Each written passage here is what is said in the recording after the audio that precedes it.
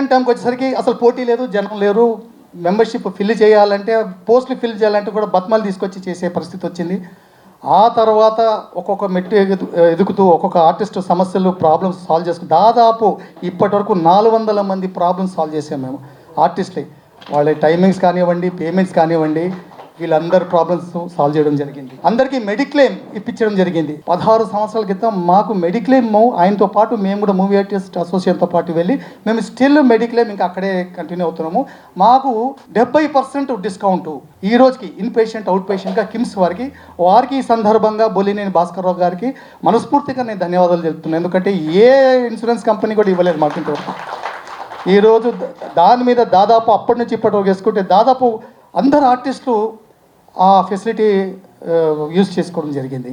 Mediclaim అనేది TV పరిశ్రమ మొత్తంలో ఎవరు కూడా సొంత బిల్డింగ్ ప్రప్రథమంగా మేమే తీసుకున్నాం, మేమే కట్టాం. ఈరోజు గర్వంగా చెప్పగలుగుతాం మాకు ఓన్ బిల్డింగ్, ఓన్ ఆఫీస్ ఉంది. ఒక 50 మేము ఎక్కడ ఈవెంట్స్ కానీ పెద్ద ప్రోగ్రామ్స్ కానీ చేయలేదు, కానీ దాదాపు 53 లక్షలు మాకున్న మెంబర్షిప్ ఫీజులతోనే డిపాజిట్ చేసుకుంటూ ఆ డిపాజిట్ ఆ ఇంట్రెస్ట్ అమౌంట్తోనే ఈరోజు కూడా అసోసియేషన్ నడుపుతాం. 53 లక్షలు ఫిక్స్డ్ డిపాజిట్ ఉంది మాకు ఈరోజు కూడా. ప్రతి ఆర్టిస్టు మేము డబ్బింగ్ సేల్స్ మీద పోరాటం చేయడం జరిగింది. దాంతో ఈరోజు డబ్బింగ్ సేల్స్ ఆగిపోవడానికి రీజన్ అన్ని క్రాఫ్ట్స్తో పాటు ఆర్టిస్ట్ అసోసియేషన్ ముఖ్యమైన పాత్ర పోషించింది. అందులో చాలామంది ఆర్టిస్టులు జైలుకి వెళ్ళి రావడం కూడా జరిగింది. చాలామంది కష్టపడ్డారు, చాలామంది ఇది చేశారు. ఆర్టిస్టులు డబ్బింగ్ సేల్స్ అని తీసేయడం జరిగింది. ఇంకో రకమైన చిన్న ప్రాబ్లం ఏమొచ్చిందంటే మాకు పరభాష ఆర్టిస్టులు వచ్చారు. పరభాష ఆర్టిస్ట్ వచ్చేసరికి సమస్య పెరిగింది మాకు. ఇప్పుడు పరభాష ఆర్టిస్ట్ మీద నెక్స్ట్ బాడీ మేమేం చేసాం, పరభాష ఆర్టిస్టులు ఇద్దరే అని చెప్పాం. అది పోరాటం జరుగుతుంది. నెక్స్ట్ వీళ్ళు మేనిఫెస్టోలో చెప్తారు నెక్స్ట్ ఏం చేయబోతున్నారు. టైమింగ్స్ విషయంలో మేము సెటిల్ చేసాం ప్రొడ్యూసర్స్తో. ఒక టైమింగ్ లేకుండే అండి ఇదివరకు ఇండస్ట్రీలో, టెలివిజన్ ఇండస్ట్రీలో టైమింగ్ అంటూ లేకుండే. ఒక కాల్ షీట్ టైమింగ్ 9 to 9, సినిమాల్లో 9 to 6 అయితే టీవీలో మాత్రం 9 to 9. ఇలాంటివి ఒకటి మెట్టెక్కుతూ అంటే మేముగా ఒక పక్కన ఉంటూ సపోర్ట్ చేసుకుంటూ ప్రతి ఆర్టిస్ట్కి మాకు ఎంతవరకు అంటే తోచిందో అది హెల్ప్ చేసుకుంటూ ఒక్కొక్కరం అలా వెళ్ళాం. అంతేకాకుండా మేము గతంలో కోవిడ్ వచ్చినప్పుడు కోవిడ్ పీక్ అంటే చాలా పీక్ టైమ్స్లో బయటికి వెళ్ళే భయపడే పరిస్థితుల్లో కూడా ఇంటింటికి దాదాపు 150 మంది ఆర్టిస్టులు ఇంటికి వెళ్ళి గ్రాసరీస్ ఇవ్వడం జరిగింది. ఆర్టిస్టులు క్యూలో నిలబడద్దు, సూపర్ మార్కెట్ల దగ్గర క్యూలో ఉండకూడదు, చిన్న ఫీల్ అవుతారు, ఎందుకంటే ఆర్టిస్టులకు గుర్తుపడతారనే ఉద్దేశంతో అప్పుడు బయటికి రాని వాళ్ళు చాలామంది ఆర్టిస్టులు పస్తులతో ఉంటే కూడా ఇంటికి వెళ్ళి ఇవ్వడం జరిగింది.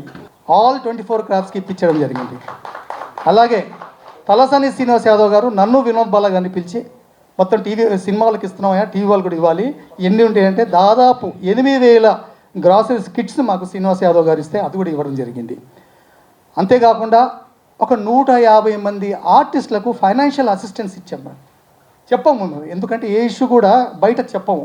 ఇది చేసాము ఎందుకంటే ఒక ఆర్టిస్ట్ ఒక ప్రాబ్లం పెట్టినప్పుడు ఒక ప్రొడ్యూసర్తో ఒక ఛానల్తో ప్రాబ్లం సాల్వ్ చేస్తాం, కానీ ఆ ప్రాబ్లమ్ని మేము పబ్లిసిటీ చేసుకోదలుచుకోలేదు. ఎందుకంటే ఆర్టిస్ట్కి ఇబ్బంది అవుతుంది, రేపు ఆ ప్రొడ్యూసర్కి ఇబ్బంది అవ్వచ్చు, లేకపోతే ఛానల్కి ఇబ్బంది అవుతుందని చాలా విషయాలు కూడా మేము బయట చెప్పము. అయిపోయింది నా జీవితం అనుకున్నటువంటి దశలో తిరిగి నా జీవితం టీవీతో ముడిపడింది. అందుకే టీవీలో ఉన్నటువంటి ప్రతి ఒక్క టెక్నీషియను, ప్రతి ఒక్క కళాకారుని చూసినప్పుడు నా సొంత బంధువుల కంటే ఎక్కువగా నేను భావిస్తాను. నాకు పునర్జన్మనిచ్చినటువంటి టీవీ పరిశ్రమ ఇది.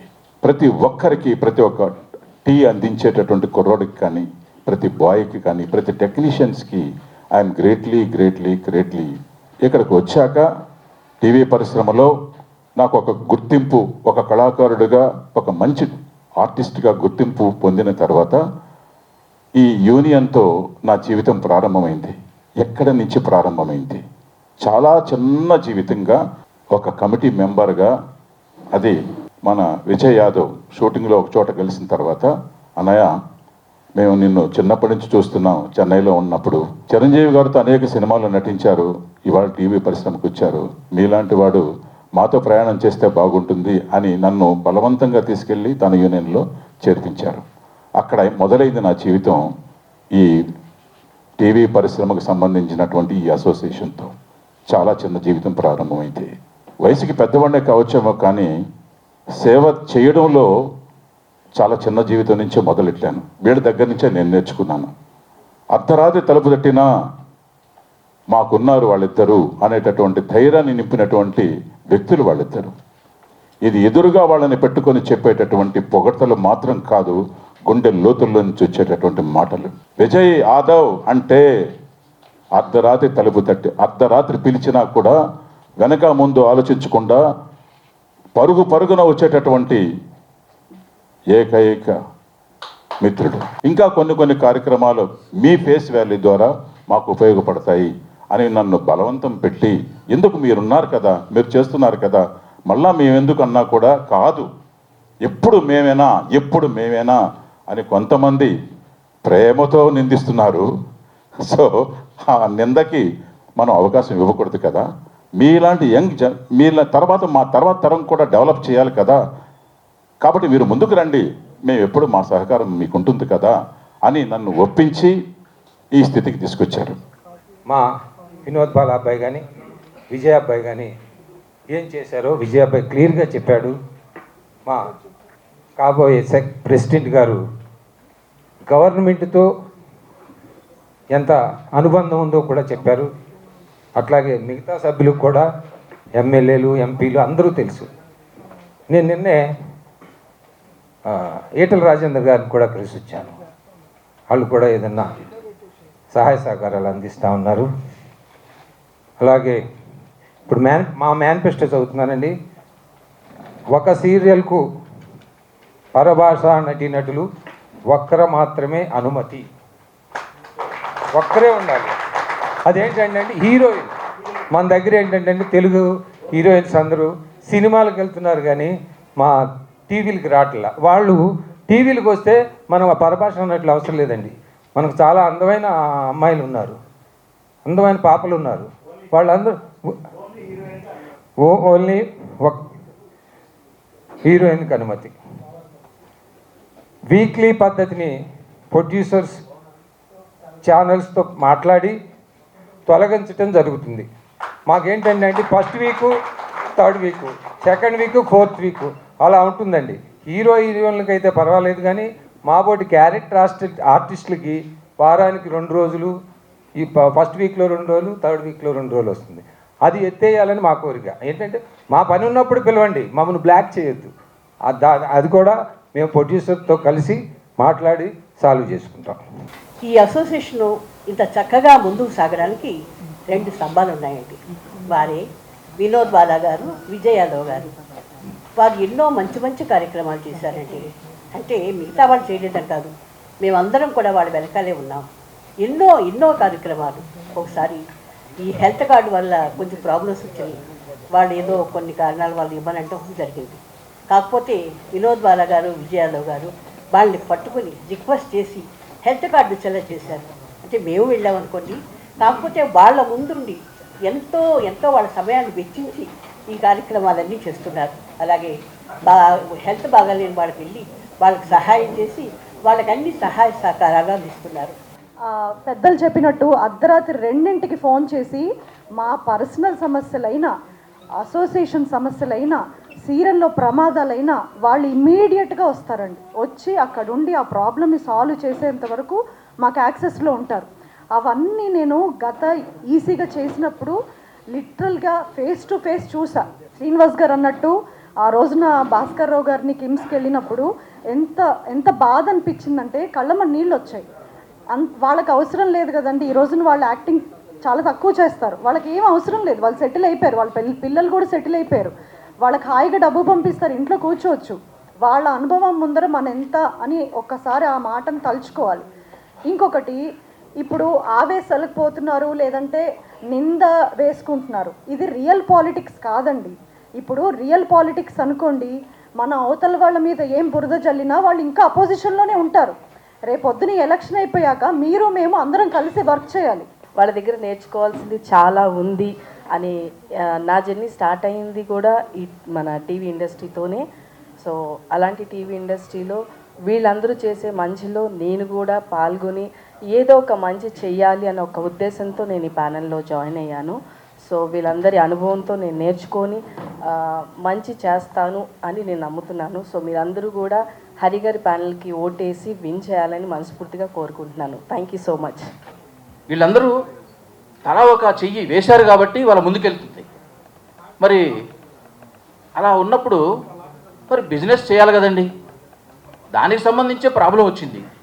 ఆ ప్రాబ్లంని ప్రొడ్యూసర్ కౌన్సిల్స్తో ఎన్నోసార్లు మేము అసోసియేషన్ తరపు నుంచి వెళ్ళి ఎన్నోసార్లు మేము పదే పదే చెప్పడం, వాళ్ళు కూడా ఏమయ్యా మేము ఎక్కడి నుంచో తీసుకొచ్చి వాళ్ళు కూర్చోబెట్టి తినిపించడం మాకు సరదా అనుకుంటున్నారా, మాకు కూడా ఎంత బడన్ అవుతుందో తెలుస్తుందా అని చెప్పేసి వాళ్ళు కూడా ఎన్నోసార్లు బాధపడిన సందర్భాలు ఉన్నాయి.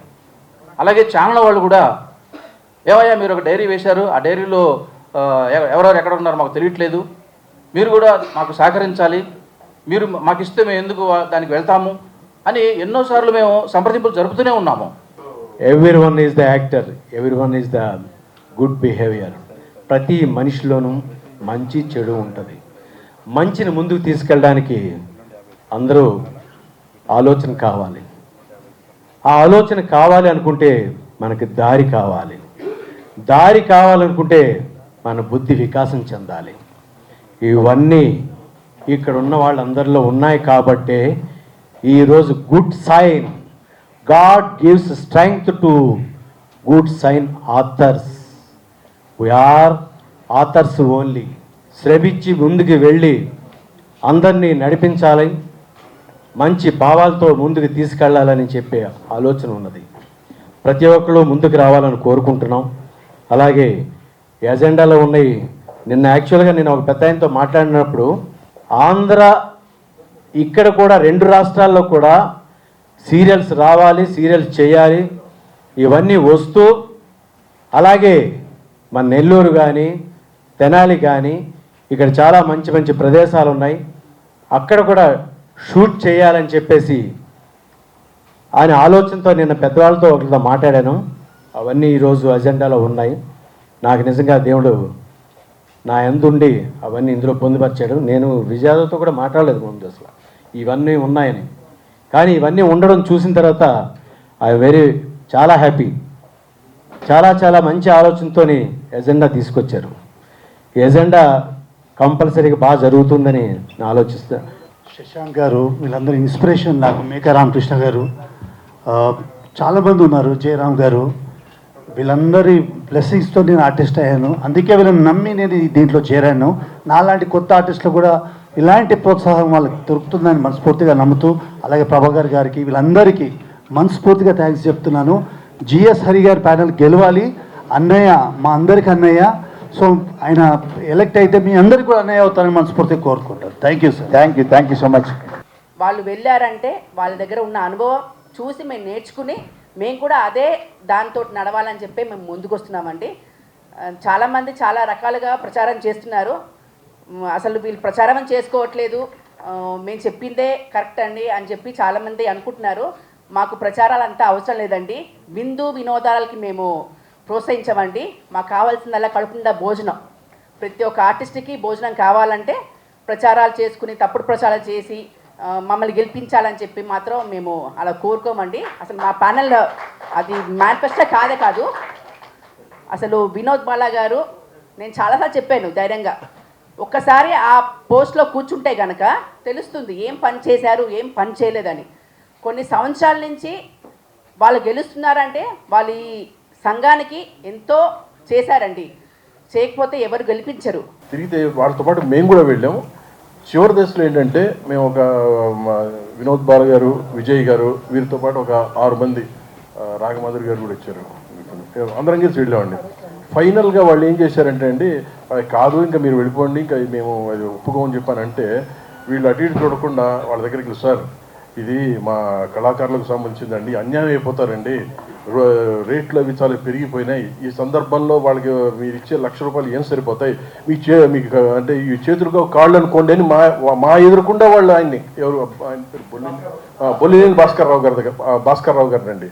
అలా అనేసరికి అంటే ఆయన సిగ్గుపడి సరే లోపలికి రండి సార్, మీ ఇద్దరే రండి లోపలికి అని చెప్పి తీసుకెళ్ళి ఈ మెడిక్లెయిమ్ అనేది శాంక్షన్ అయిందండి. మా డాడీ ఏడ్చింది ఇంతకుముందు, ఇక ఏడవడాలు ఏం లేవు, మేమే గెలుస్తాం, మాకు సపోర్ట్ చేయండి, మహతి అంటే ఏందో మీకు అందరికీ తెలుసు, మీ అందరికీ నేను సపోర్ట్ చేస్తా, దూరం రేపకూడదాం. Hari sir all the best, మనం విన్ అవుతున్నాం అంతే. హరి ప్యానెల్కు ఓట్ చేయండి. మా టీం అందరిని ఎంకరేజ్ చేయండి. Thank you so much media మిత్రులు అందరు కాళ్ళు గుంజితే మళ్ళీ కూర్చొని నిలబడండి.